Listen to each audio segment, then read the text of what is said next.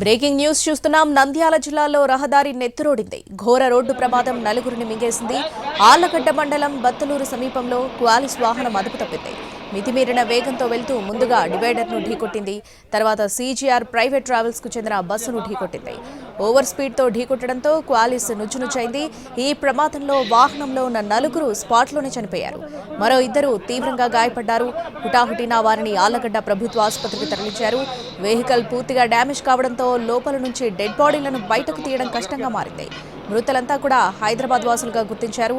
ప్రమాదం జరిగిన స్థలాన్ని డీఎస్పీ ప్రమోద్ కుమార్ పరిశీలించారు. అటు తీవ్ర గాయాలతో ఆసుపత్రిలో చేరిన వారి పరిస్థితి విషమంగా ఉంది.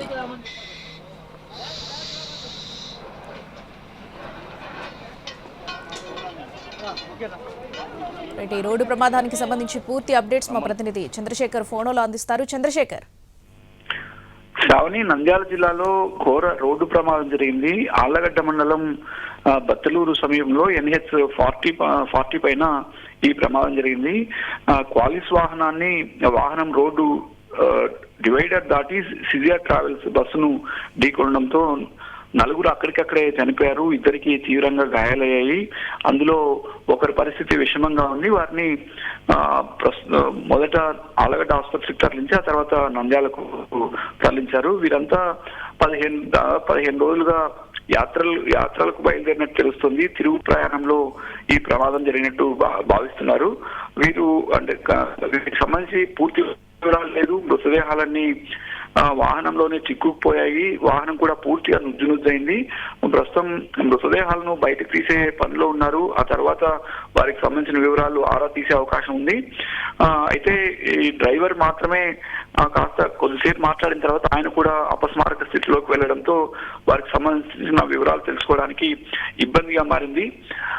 నిద్రమత్తులోనే ఈ ప్రమాదం జరిగినట్టు భావిస్తున్నారు. డీఎస్పీ సమాచారం తెలిసిన వెంటనే సంఘటనా స్థలానికి చేరుకున్నారు. గాయపడ్డ వారిని అయితే ప్రస్తుతం నంద్యాల ఆసుపత్రికి తరలించి చికిత్స చేస్తున్నారు. శ్రావణి, చంద్రశేఖర్, అసలు ప్రమాద సమయంలో ఎంతమంది ఉన్నారు? ఇప్పటి వరకు ఎంతమంది మృతి చెందారు? డీటెయిల్స్ ఏంటి? క్వాలిస్ వాహనంలో అయితే 6 మంది మాత్రమే ఉన్నట్టు తెలుస్తోంది. వాటిలో నలుగురు అక్కడికక్కడే చనిపోయారు. మిగిలిన ఇద్దరిలో కూడా ఒకరి పరిస్థితి విషమంగా ఉంది. డ్రైవర్ మాత్రమే కాస్త బాగున్నారు. ఆయనకి మెరుగైన చికిత్స కోసం నంద్యాలకు తరలించారు. ఆయన కూడా అపస్మారక స్థితిలోకి వెళ్లడంతో ఈ మృతులకు సంబంధించిన సమాచారం పూర్తిగా లేదు. ప్రస్తుతం ఒక ఆధార్ కార్డు లభ్యమైంది. దాని ద్వారా వారి వివరాలు సేకరించే ప్రయత్నంలో ఉన్నారు. ఇతర వాహనాల్లో ఉన్న వారికి ఇలా పెద్దగా గాయాలు లేవు. నలుగురు మాత్రం స్పాట్ లోనే చనిపోయారు. శ్రావణి, చంద్రశేఖర్, ఈ మధ్య కాలంలో చూస్తున్న వరుసగా ఈ రోడ్డు ప్రమాదాలు అనేవి తెల్లవారుజామునే జరుగుతున్నాయి. అసలు ఈ తెల్లవారుజామున ఈ ప్రమాదాలు జరగడానికి నిద్రమత్తే కారణమా? అసలు ఏంటి ఈ కారణాలు? ఒక్క మాటలో చెప్పాలంటే ఇది ఒక ప్రమాదాల సీజన్ గా చెప్పవచ్చు. ఇప్పుడు మంచు కురుస్తుంటుంది. సాధారణంగా అయితే రోడ్డు ప్రమాదం తెల్లవారుజామున నిద్రమత్తులో ఉండగానే ప్రమాదాలు జరుగుతాయి. డ్రైవర్లు డే అంతా ప్రయాణం చేసి 2 గంటల తర్వాత సహజంగానే నిద్రలోకి జారుకునే లక్షణం, అందుకు ప్రమాదం జరిగే అవకాశం ఉంటుంది. ప్రత్యేకించి ఈ సీజన్ ఎందుకంటే ఇది మంచు కురుస్తుంటుంది, రోడ్డు స్పష్టంగా కనిపించదు.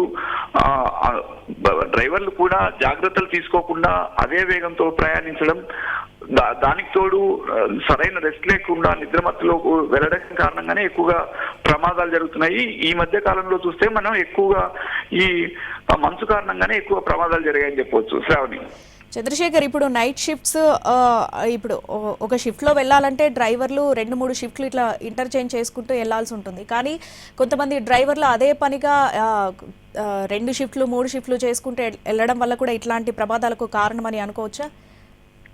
జనరల్ గా ఆర్టీసీ బస్సులు అయితే ఒక పద్ధతి ప్రకారం ఉంటుంది. 8 అవర్స్ డ్యూటీ, లేదా ఒక షిఫ్ట్ అయిన తర్వాత వారి స్థానంలో ఇంకొకరిని పంపడం అనేది ఉంటుంది.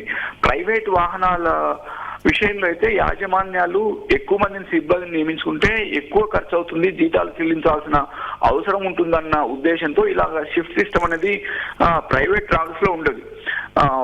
ఓల్వో వంటి ట్రావెల్స్ లో ఇప్పుడు అధికారుల ప్రమాదాలు జరుగుతున్న నేపథ్యంలో అధికారుల ఒత్తిడి కారణంగా కాస్త షిఫ్ట్లు ఏర్పాటు చేస్తున్నారు. కానీ ఈ చిన్న వాహనాలు అంటే ఈ క్వాలిస్ కావచ్చు, ట్రావెల్స్ చిన్న 12 సీటర్ 14 సీటర్ బస్సులు ఇట్లాంటి వాటికి షిఫ్ట్ సిస్టమ్ లో డ్రైవర్ ని పంపించరు. ఒకవేళ డ్రైవర్ ఉంటారు, క్లీనర్ ఉంటారు, కొంత సమయం డ్రైవర్ కి రెస్ట్ ఇవ్వడానికి క్లీనర్ కే వాహనాలు అప్పగిస్తుంటారు. అలాంటి సమయంలోనే ఎక్కువగా ప్రమాదాలు జరుగుతుంటాయి.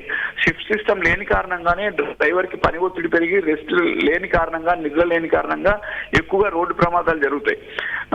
ప్రత్యేకించి నేషనల్ హైవేస్ లో రోడ్డు కూడా బాగుంటుంది, వేగంగా వెళ్తారు. ఆ సమయంలో తెల్లవారుజామున నిద్ర వస్తున్న కారణంగా ఈ ప్రమాదాలు జరుగుతాయి. అసలు వీరు ఇప్పుడు ఇవాళ ఇదే ప్రమాదమే తీసుకుంటే ఇందులో ఒక వాహనం డ్రైవర్ది మాత్రమే తప్పుంది, మరొక వాహనం డ్రైవర్ది ఏమాత్రం తప్పులేదు.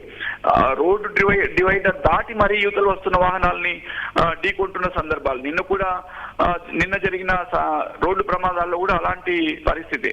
సో మనం జాగ్రత్తగా ఉన్నా ఎదురుగా వచ్చే వాహనాల డ్రైవర్లు కూడా జాగ్రత్తగా ఉంటే ప్రమాదాలు జరగకుండా ఉంటాయి. మనం జాగ్రత్తగా వెళ్తూ ఎదురుగా వచ్చిన వాహనం అజాగ్రత్తగా నడపడమో, లేకపోతే వేగం కారణంగానో, నిద్ర లేకనో, మద్యం మత్తులోనో ఏ విధంగా ప్రమాదం జరిగినా 2 వాహనాలు ఢీకొని 2 వాహనాల్లో ఉన్న వారు ప్రాణాలు కోల్పోయిన సందర్భాలు అనేకం చూస్తున్నాం. Right Chandrasekhar, thanks for the updates.